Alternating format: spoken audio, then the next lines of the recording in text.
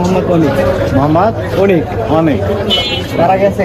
আমি একটু বলি, আপনি মনে করুন বন্ধ করে চলে যাচ্ছেন, এখন এখানে যদি আমরা আবার সিলগালা করে দিয়ে চলে যাই তাহলে তো আপনি খুলতে পারবেন না। এগুলো সব স্টিকার নতুন ভাবে দিচ্ছে, মেয়াদ শেষ হয়ে গেলে আবার নতুন ভাবে মেয়াদ দেওয়া হয় এখানে। এই যে 380 টাকা, এটা 380 টাকা দাম হয়ে গেছে। এটা সিল যত টাকা মারবেন সেটা হয়ে যাবে। তো আপনি দোকান বন্ধ করে পালিয়ে যাচ্ছিলেন কেন? এটা তো সন্দেহজনক কার্যকর। এরপরে তো ডবল ডবল জরিমানা করে সিলগালা করে দেওয়া উচিত।